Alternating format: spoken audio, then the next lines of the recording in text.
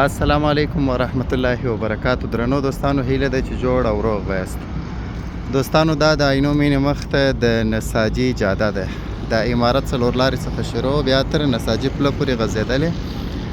8 کیلومتره یې اوږدوالی او د 80 متره په پلنوالي سره دا جاده ډیزاین سوې ده. په ډېر اساسي شکل سره رغول کیږي.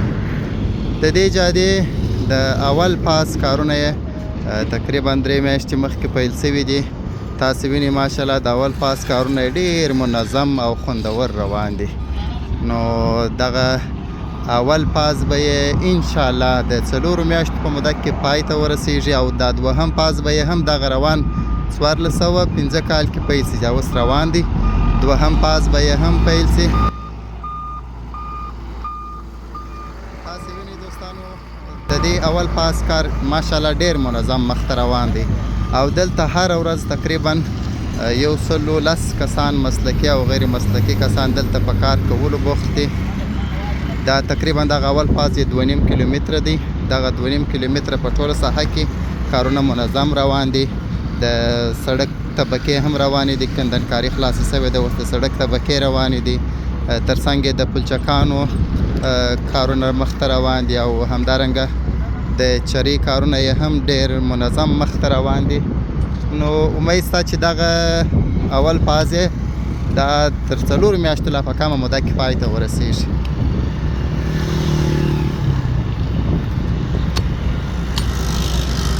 نو دا درنو دوستانو دا جاده چې جوړه سي دا 8 کیلومتره جاده چې د 80 متره په پلنوالي سره ډیزاین سوې ده. پر دې ټوله جاده باندې 1.8 میلیارد افغانۍ لګښت راځي.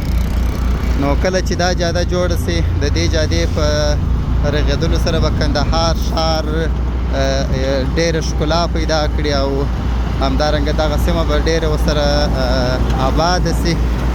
نو خدای تعالی دې دغسې د آبادۍ کارونه نور هم ډېر کړي. ګدو پر ناسور شو پر هر لوی پټي ګورې به دا وطن بسیال کړو د نړۍ. ګورې به دا وطن بسیال کړو د نړۍ. ګدو پر ناسور شو پر هر لوی پټي ګورې به. درنو دوستانو، د نساجي جادې د اول پاس کارونه تاسې وینئ. دا 2.5 کیلومتره جاده سړک دی. دغه اول پاس 2.5 کیلومتره اندازه ده. په ټوله سړک کې کارونه روان دي. له شروع څخه تر ختمه پورې تقریبا 2.5 کیلومتره اندازه ده. پر څو نقطو کې کارونه جریان لري. دغه وروستۍ اخري نقطه ده. دلته تاسې وینئ د چرې کارونه روان دي. بل ځای د سړک د طبقو کارونه دي. پلچکان دي. نو ماشاءالله کارونه ښه منظم مخته روان دي.